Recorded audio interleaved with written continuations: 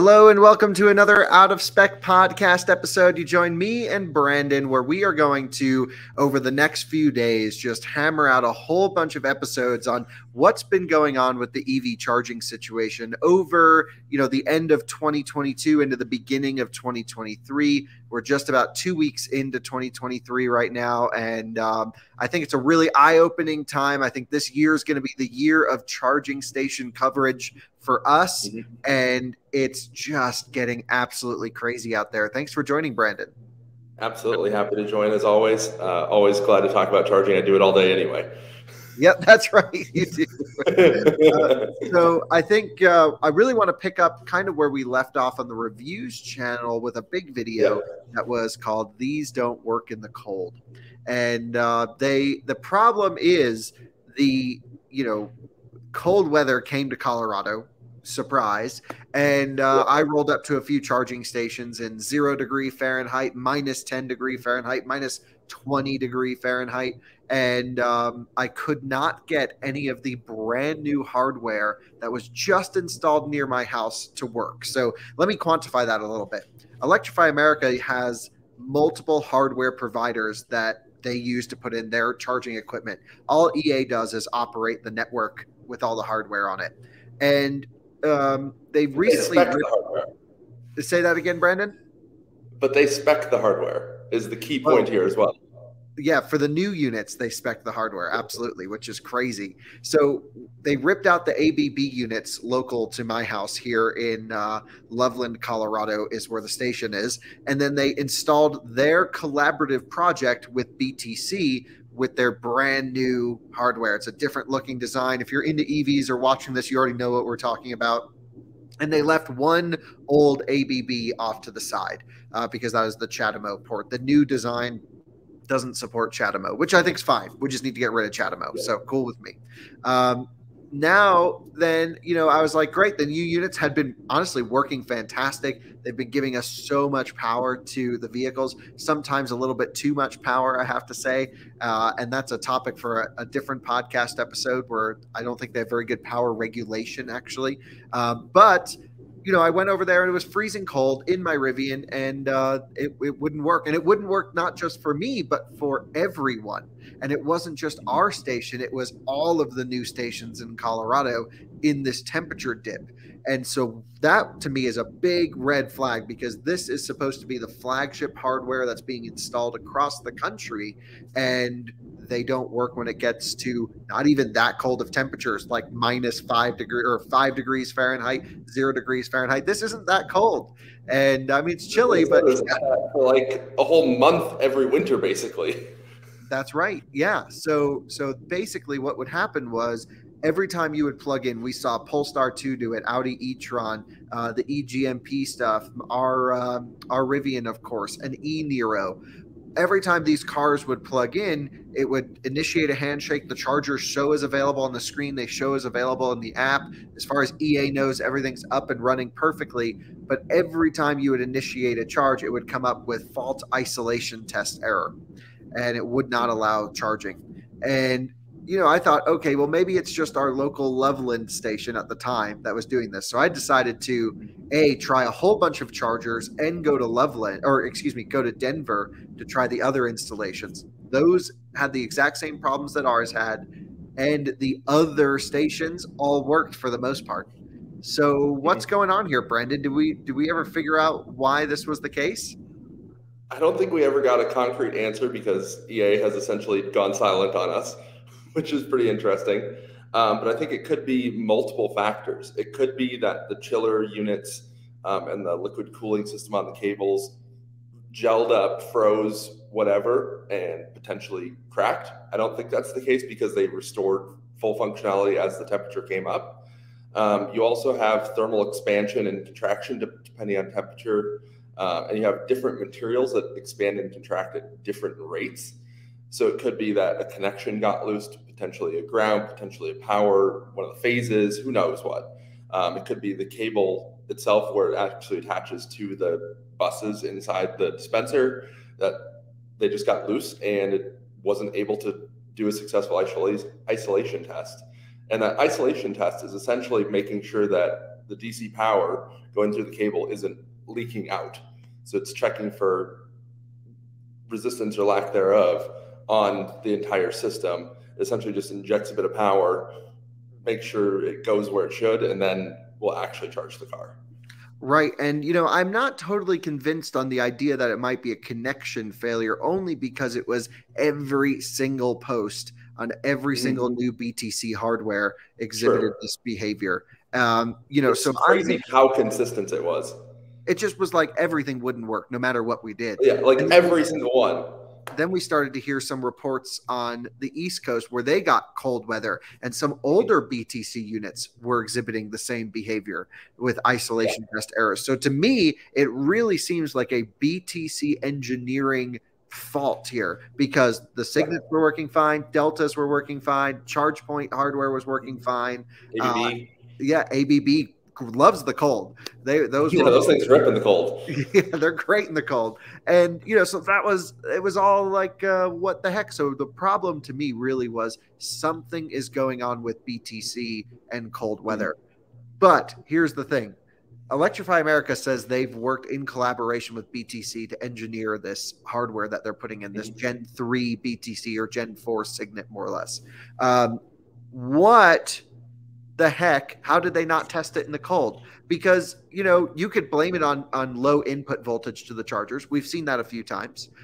You know, it's up to the network operator to build resiliency in their site to have batteries where they need. And also, just on that topic, a couple days after I posted the video, we had a commenter say he works for a local power company, and there was a ticket open with them to check the incoming power supply, because I don't think EA knew what was going on.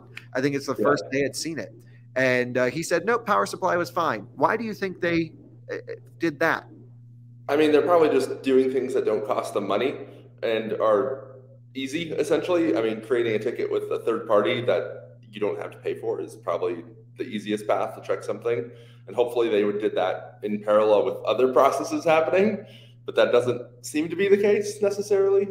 I mean, it could be something as simple as they just didn't set proper parameters on some of the sensors and things like that for what are acceptable temperature ranges, which is just madness. You would think that someone like EA would have specified a wide enough temperature range that they'd be fine, because, I mean, they operate everywhere. You would hope that's the case. If you look at the actual spec of the hardware, the BTC chargers are rated to minus 30 degrees Celsius, which we were like minus 27 at the coldest, but it happened way before we got to that point, of course. And so I'm just really shocked that that is really the case that's going on here. And the point is that you brought up as well. Electrify America claims, at least in our conversations with them, that they co-engineered this, which means they actually have some skin in the game here. And it really shows the lack of testing and honestly the lack of response that they had to this situation. We made it very, very clear through videos on YouTube, through Twitter posts, using multiple cars, showing everyone's experiences, that it was impossible to charge on their stations during this time. You may have tested more than they have collectively tested. Yeah, it's very possible. And so, but then the crazy thing was the app kept showing available. Cars kept getting routed to the stations. People were getting stranded. They had to get hotels. You know, just our viewers alone, we have multiple reports of them having to get hotels because they were stranded. You know, the bigger problem is just the lack of status reporting. Yes. Like, things will break, and if you discover a problem, mark it accordingly.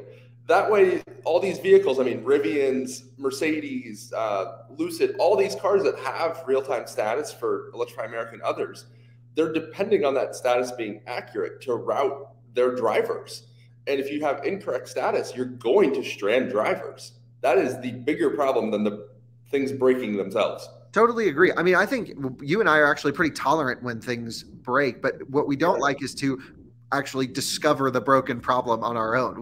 That shouldn't be our job. Right, but it seems to have become it. Yeah. So, you know, we'll have a whole podcast episode on station uptime reporting, what we're doing with Rate Your Charge and for all these things. But this was really the first major blow, I would say, to the new hardware, because we've seen issues with the new hardware up to this point where they just show as offline and typical software configuration things, I would think.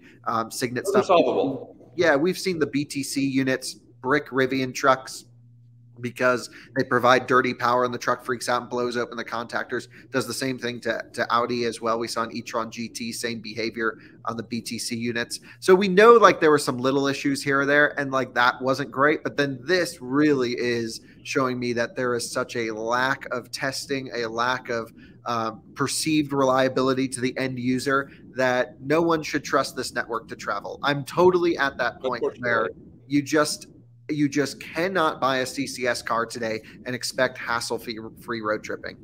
It's not possible. Yep, I mean, not possible. You will probably get to your end destination, but there is a high likelihood of a delay.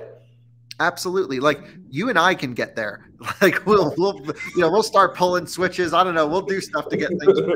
But like I will find a way, but a normal person will not. Absolutely agree. And so, we get to the response to this situation, which is what I think will be kind of interesting to this video, which is, I haven't and don't email EA or call or text. They watch all of our stuff. We know they have, because before we really started to notice a lot of these problems, anytime I would show up to an EA station, I'd get a text. How did it go? What's going on? And you know what? It would take more time for me to respond to them than it would for me to charge the damn car. So I said, no more. I will only call you if I'm completely stranded and cannot get out. So it's just like, I spent 35 minutes on the phone with them a few weeks ago at a new Signet site because there was only one unit working and there's two cars ahead of me. So I was like, well, I have nothing else to do here. I may as well spend some time on the phone and see if we can get this stuff working. Yeah, but I refuse to do that because that's not my job. I'll just go plug share, can't charge. I'll make a video about it and they can fix it because at the end of the day, I want to represent the true customer experience, and customers don't want to call customer support every time they have to drive a car. So here's what happened.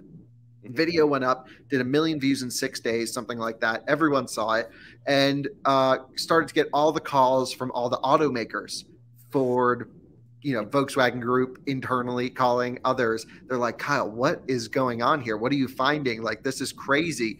And guess what? Not a peep from EA about the whole situation. Not a single tweet or anything. Not an indication. Other people. And they also seem to have been on like a winter break vacation, their social media team, because there was like nothing after Christmas until like January 2nd, 3rd. I started seeing a whole bunch of Electrify America tweet responses to other people, but not to either of us. Right. So they all left and I guess went on vacation or ignored the problem. Meanwhile, drivers are literally trapped, can't get around to where they go, leaving them in a dangerous situation. And it just shows, okay, look, we just can't rely on this network. It's been, what's funny is when this was all started popping up a few weeks ago, a Kona road trip I did, I think 4 years ago, came on YouTube recommended. I know it did for you too, because we talked about this. I watched it, yeah. And it's literally, I could drive the same car and the same route and make the exact same video today. Which is sad. It's just charging problems. Oh man, look. And that was like back FSEC units I was using. Like, oh, yeah, you're getting drenched in the rain and like having charging issues and on the phone, and you didn't have as much of a platform then to just tweet it. Sure. But like it was the exact same issues. It's just ridiculous. Some of these sites are on their 4th round of hardware. And so we just have not seen any improvement. In fact, I think we've seen a regression because now we're seeing more people actually rely on the chargers. And, my cautionary tale is, as much as an EV person as I am, if you go anywhere on a trip, do not buy a CCS car. Just wait. Yeah, not right now. Yep. You just cannot. So buy a Tesla, buy a gas car. I had to go to Vegas this past week, took a Tesla. We'll talk about that. Just easy. Yeah. Didn't even have to think about it. Anyway, that's what happened with the cold weather situation. Nothing. Just the other day, I was over at the station doing a video talking about idle fees. We'll talk about that as well in a future episode. And I met our local Colorado EA technician. We only have one. He works directly for Electrify America, drives a company e-tron. Dude's living the dream. And he's been with the company for a few months, but he was over there when all this cold weather crap was going on. I asked him about it, said, what's going on? And really nice guy. He had no idea who we were. I'm like, by the way, like if you're local in the area, you should probably just follow our Rate Your Charge, and you can see when chargers are broken before your company ever knows about it. And he's like, oh, great idea. Like, he wants to make it better. He was a really nice guy. But he was like, oh yeah, I heard about the cold weather, them not working. We just waited for it to warm up and then they're fine. And I'm like, that's not what you should do here. Meanwhile, I mean, I saw some occasional Tesla issues over the holidays, and I know personally a Tesla supercharger tech. He was working 7 days a week. I know on Christmas Eve there was a report of a supercharger down in the area, and he literally had his family Christmas dinner and then drove 3 hours out to the station because he knew that drivers were being delayed. It's just a Like total that is just a whole different level. Yeah. Yeah, just total difference. And I'm just like, how can we have one tech for multiple stations that seem to fail all the time, and not even like pursue all these issues? I mean, I think they're really strapped down. He's given orders, and here's what you have to fix. And like every time he has to open up an ABB cabinet, he has to call the ABB tech to get their permission to do something. It's like not a simple, easy process. So I have to say, like, pretty overall, very disappointed with the response, very disappointed with the experience not being able to charge. But again, I didn't really need to charge. I needed to make the video. There were drivers that were literally left stranded because of this. And it's about to get cold again in a few days. And guess who will be back out there testing to see if it continues? I can see the YouTube title now. They still don't work in the cold. Oh, great title. Okay, we're going with that. So cool. Well, there you have it. That's the update on the major cold weather situation. Nothing good. Wish there was an actual resolution. It just leaves us with more questions. If EA said, hey, thanks for letting us know about this. We ran some software diagnostic. We found that, okay, maybe we were a bit too sensitive on the isolation test. We're going to open that up in a certain temperature range just to allow for charging to work. And sorry, and now you don't have to worry about it. But there's been not a hint of reassurance from them that we don't have to worry about this problem. And even if they derate them or something like that, that they maybe can't perform at full power at low temperatures, that's like at least being able to charge at even 100 kilowatts versus 200 plus, that's not completely acceptable, but at least better. Well, and a lot of that's down to the cable as well. We noticed that both Signet and Delta units derated in that cold just because the glycol can't flow, or excuse me, the dielectric fluid just can't flow in the cables. So I'm okay with derating, but I also think it's important that you tell the user that you're in a derating mode. And we'll talk about that with boost cable functions, but also cold weather. You should say, hey, your car's actually asking for a lot more than we're giving you. Here's why you're not getting the best. And it's because it's minus 30 degrees outside. And you should just be happy that you're charging. The data's in the charger, just needs to be communicative. Same with free wires. I mean, I think we can have a whole podcast just about that, is that if a free wire charger, the battery internally is drained and it's only giving you 19-ish kilowatt, you just need to tell someone that. Yeah, just needs to be user displayed. Yeah, totally. Anyway, we'll get into all of this soon. Thanks for watching another Out of Spec podcast episode. This is one of the craziest things that's happening in the EV world right now. The focus should be 100% on charging and like 0% on the cars. The cars are great. It's all about charging. Yep. Well, thanks for watching. See you in another one. Thanks, Brandon. Bye-bye. See you on the next one.